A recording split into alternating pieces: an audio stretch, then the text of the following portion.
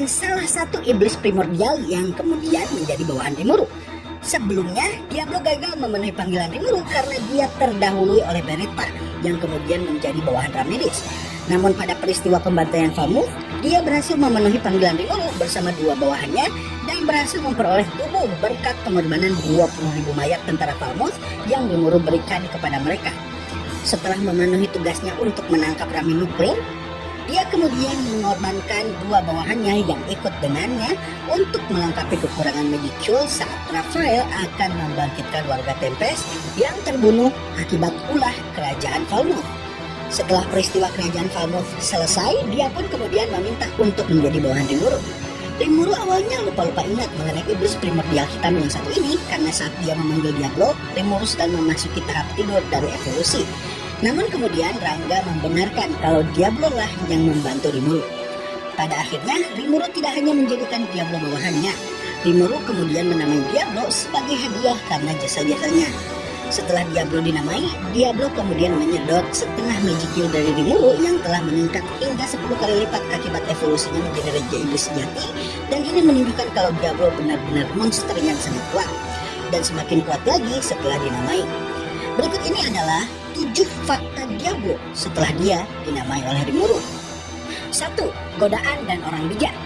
Setelah Diablo dinamai, dia memperoleh 2 unik skill yang sesuai dengan sifat alami dari rasnya sebagai iblis tingkat tinggi yang memang manipulatif dan memiliki afinitas yang tinggi atas berbagai macam sihir. Unik skill yang pertama disebut dengan sebutan Tempter atau Temptation, yang kalau diartikan secara harfiah memiliki arti godaan. Unik skill ini memiliki 3 subset skill, yaitu Solicitation, Control Thought, dan Charm. Solicitation adalah sub-skill yang pada dasarnya menjelaskan mengenai kultur iblis. Iblis biasanya ketika dipanggil oleh seseorang ke dunia akan menjalin kontrak atau perjanjian dengan orang yang memanggilnya tersebut dan memenuhi permintaan mereka. Sub-skill solicitation ini justru memanfaatkan kultur iblis yang sering memenuhi permintaan dan kontrak demi keuntungan Diablo sendiri. Ketika seseorang menjalin perjanjian dengan Diablo dan unik skill Tempter aktif, maka akan ada efek lain yang membuat Diablo mampu secara rahasia mengendalikan pikiran mereka dan tindak tanduk mereka. Apabila individu yang melakukan perjanjian dengan Diablo melakukan sumpah setia, maka secara otomatis nyawa dan pikiran mereka menjadi milik Diablo. Sehingga apabila mereka melakukan sesuatu yang tidak sesuai dengan kehendak Diablo, maka Diablo bisa membunuh mereka sewaktu-waktu. Skill ini diaktifkan ketika Razen, Raja Edomaris, dan Uskup Agung Raihim melakukan sumpah setia kepada Diablo. Sedangkan skill lainnya yaitu Charm dan Control Thought pada dasarnya adalah subset skill pendukung Solicitation. Control Thought pada dasarnya kemampuan untuk melakukan brainwash atau cuci otak, sedangkan Charm adalah kemampuan untuk meningkatkan pesona diri, mirip seperti pelet kalau di Indonesia. Unik skill kedua yang Diablo miliki adalah Great Wise Man. Pada dasarnya, unik skill yang satu ini adalah unik skill yang mendukung sifat para iblis tingkat atas yang keranjingan mencari berbagai macam jenis sihir dan melakukan berbagai skema-skema politik untuk bersenang-senang. Great Wise Man ini memiliki beberapa subset skill, yaitu Thought Acceleration yang kita tahu adalah kemampuan untuk melakukan percepatan pikiran. Yang menjadi masalah, Wong Anime tidak mengetahui sampai berapa kalikah percepatan pikirannya ini, entah ribuan kali atau jutaan kali. Namun Wong Anime menduga, mengingat saat dinamai dia menyedot sekitar 50% Magicule Rimuru, kemungkinan dia bisa melakukan percepatan pikiran puluhan ribu hingga ratusan ribu kali. Dia juga memiliki Chant Announcements yang membuat sihir yang dia lakukan tidak perlu dirapalkan mantra untuk mengeluarkannya. Dia juga memiliki All of Creation sebagai subset skill Wise Man, dan ini membuatnya bisa mengakses seluruh pengetahuan dunia kecuali yang dirahasiakan. Dan tentu saja kemampuan terakhir adalah Law Manipulation yang membuatnya mampu memahami kerja hukum dunia Tensura, baik itu dari sisi prinsip kerja secara fisika ataupun prinsip kerja melalui sudut pandang sihir, spirit, dan Magicule. Dengan 2 unik skill ini, pada dasarnya Diablo merupakan yang terkuat di antara para bawahan Rimuru. Kedua unik skillnya, di mana keduanya berfokus pada taktik pertarungan dan strategi, merupakan unik skill yang sangat cocok dengan Diablo yang memiliki pengalaman puluhan ribu tahun di dunia iblis. 2 imunitas, 4 resistensi. Terlepas dari betapa kuatnya Diablo sebagai individu, Diablo ternyata hanya memiliki 2 jenis imunitas, berbeda dengan para bawahan Rimuru lainnya, seperti misalnya Sion dan Benimaru yang memiliki 3 jenis imunitas sekaligus. Imunitas yang dia miliki adalah imunitas terhadap rasa sakit atau pain nullification dan imunitas terhadap status abnormal atau status abnormal nullification. Walaupun begitu, dia memiliki 4 jenis resistensi atau ketahanan sekaligus yang membuatnya sangat unggul karena pada dasarnya dia memiliki sekitar 4 ketahanan, sementara yang lain umumnya hanya memiliki 2 atau 3 ketahanan. Resistensi tersebut adalah pertama, physical attack resistance atau resistensi atas serangan fisik, natural influence resistance atau resistensi atas pengaruh alam, spiritual attack resistance atau resistensi atas serangan spiritual, dan tentu saja holy resistance atau resistensi terhadap elemen holy atau elemen suci. Di antara para bawahan Rimuru, sebelum pemberian 100.000 jiwa kepada 12 bawahannya yang nantinya dia namai 12 patron, dia adalah satu-satunya bawahan Rimuru yang memiliki resistensi terhadap serangan suci yang umumnya hanya dimiliki oleh monster yang telah mencapai level Raja Iblis Sejati. 3. Extra skill setara True Demon Lord. Setelah Diablo dinamai, dia memiliki 4 extra skill, di mana 2 extra skill yang dia miliki pada dasarnya adalah extra skill yang umumnya dimiliki oleh para Raja Iblis Sejati. 2 extra skill tersebut adalah Universal Detect dan Demon Lord Haki. Universal Detect atau Universal Perception ini pada dasarnya adalah kemampuan untuk mendeteksi keberadaan dengan mempertajam indera sehingga mampu mendeteksi dalam lingkup radius ratusan meter. Kemampuan ini juga dimiliki Rimuru. Begitu pula Demon Lord Haki yang merupakan kemampuan untuk menaklukkan musuh melalui aura atau bahkan membunuhnya. 2 extra skill lainnya milik Diablo yaitu Multi-Layer Barrier dan Special Motion pada dasarnya dimiliki oleh para bawahan Rimuru lainnya yang berevolusi akibat perubahan Rimuru menjadi True Demon Lord. 4. Kembali memperkuat diri. Ketika masih tinggal di alam iblis atau neraka, para iblis primordial merupakan iblis terkuat. Iblis selain primordial bukanlah tandingan mereka, dan pertarungan antara para primordial lain pun biasanya mereka lakukan hanya untuk bersenang-senang atau bermain-main saja. Karena mereka terlalu kuat, pada akhirnya mereka melakukan berbagai macam hal untuk membuat pertarungan menjadi semakin menarik.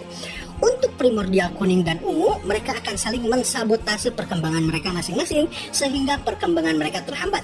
Sedangkan bagi iblis primordial hitam, dia berhenti berlatih dan memperkuat diri untuk membuat pertarungan yang dia lakukan semakin menarik. Peristiwa ini pada dasarnya membuat pertarungan para iblis-iblis kelas atas, termasuk primordial, menjadi lebih mengandalkan skill, pengetahuan, juga pengalaman daripada kekuatan murni. Namun kemudian semuanya berubah semenjak iblis primordial hitam dipanggil oleh Rimuru dan dinamai Diablo. Dia melihat kalau para bawahan Rimuru mengalami perkembangan pesat, entah itu dalam skill ataupun kekuatan. Sejak saat itulah dia pun mulai kembali memperkuat dirinya sendiri. 5. Penyebab perang sipil Falmouth. Pada saat bersamaan dengan persiapan jamuan Walpurgis yang akan Rimuru lakukan, Diablo kemudian dikirim oleh Rimuru untuk menjadi perwakilan Tempest dalam menghadapi eselon-eselon atas yang ada di kerajaan Falmouth bersama dengan Yom dan Muran.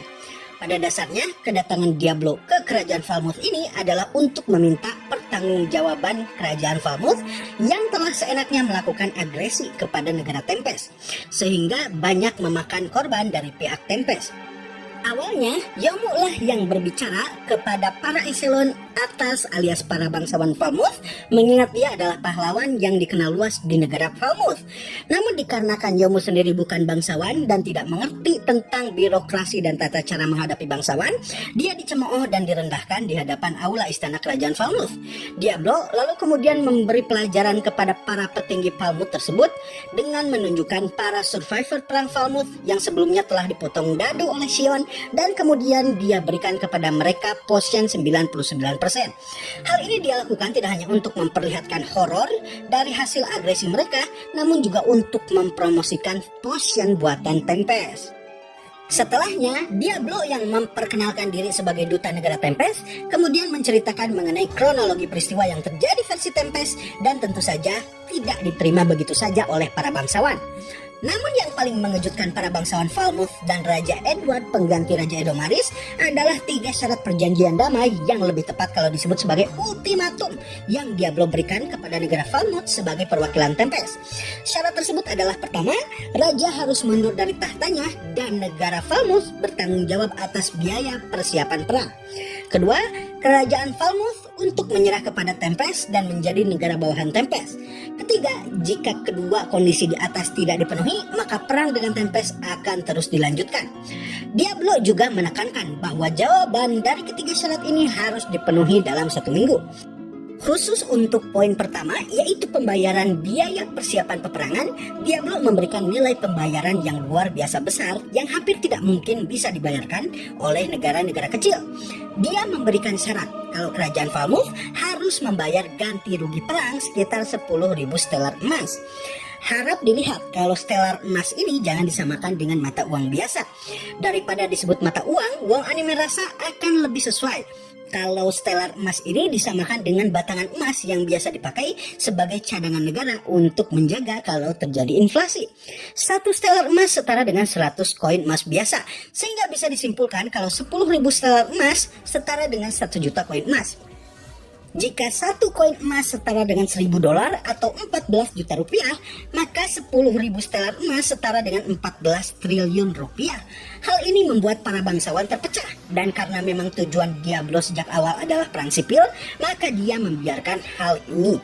Ditambah dengan surat kecaman dari kerajaan Dwargon dan Blue Moon yang pada dasarnya mitra dagang terbesar Falmouth, maka dewan kerajaan berada dalam keadaan saling berselisih dan akhirnya perpecahan pun terjadi yang tentu saja Diablo sudah prediksikan sejak awal.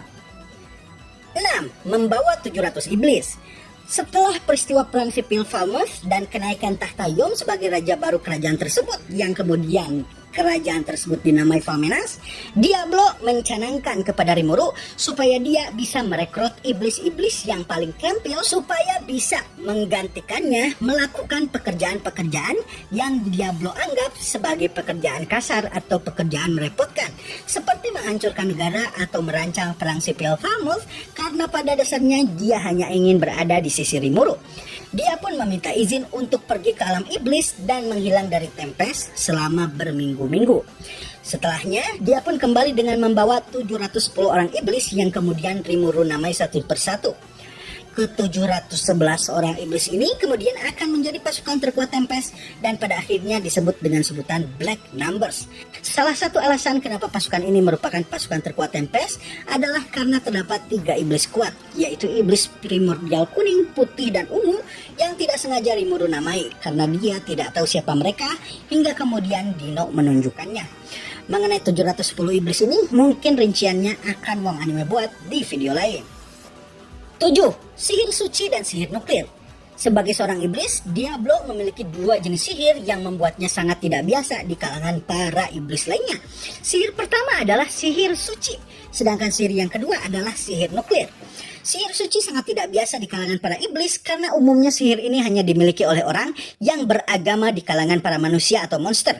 Sedangkan sihir nuklir atau sihir pemusnah massal adalah sihir langkah tingkat tinggi yang jarang dimiliki oleh para iblis.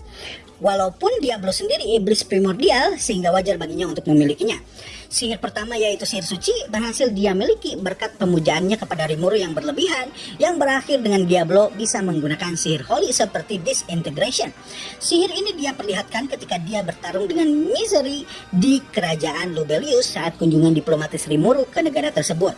Sedangkan sihir nuklir dia gunakan untuk menghabisi sisa terakhir pasukan Kekaisaran Timur hingga hanya menyisakan Jenderal Kalgorio yang Diablo hadapi tanpa perlawanan berarti.